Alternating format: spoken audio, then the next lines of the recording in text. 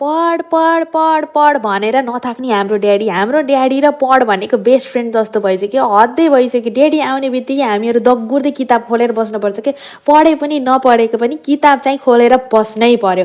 हद्दै छ। अनि त्यसपछि के भयो भन्दाखेरि सधैँ हामी चाहिँ किताब खोलेर बस्थ्यौँ ड्याडी आउँदाखेरि। अनि त्यसपछि आज त हदै भयो भाइ, अब 3-4 दिन छुट्टी हो, किताब नखोलौँ बसौँ भनेर हेन्चेक गरेर सल्लाह गरेर दुईजना ड्याडी आए पनि यो यहाँबाट कोही पनि नउठ्ने है भनेर सल्लाह गऱ्यौँ।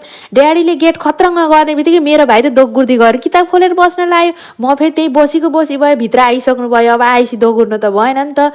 अनि त्यसपछि म चाहिँ त्यही ठङठङती बसिरहेँ। अनि चुप्प लाएर बसिरहेको थिएँ। अनि ड्याडीले चाहिँ केही भन्नुहुन्न कि आज भनेर भनेको त जा गएर पढेर बस, यत्तिकै बसिरहे, लाज लाग्दैन भनेर भन्नुभयो। अनि म पनि चुप्प लाग्यो हुने के अरे मुख खुलिहाल्छ क्या। अनि त्यसपछि बसी त हुने भनेर पो भने। अनि त्यसपछि ड्याडीले किताब खोलेर बस, यत्तिकै बस भनेर कुरा भनेर भन्नुहुन्छ। म पनि डराएर दोगुर्दी गरेर किताब खोलेर बसेँ भाइको छेउमा।